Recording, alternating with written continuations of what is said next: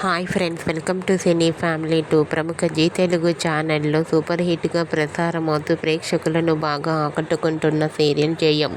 జయం serial hero heroine Sriram Venkat and Varshini Gowda, Rudra Ganga క్యారెక్టర్లో చాలా అద్భుతంగా నటిస్తూ మంచి పేరును గుర్తింపును సంపాదించుకుంటున్నారు. జయం సీరియల్కి సంబంధించిన ప్రతి లేటెస్ట్ అప్డేట్స్ని ఎప్పటికప్పుడు షేర్ చేస్తూ ఉంటారు.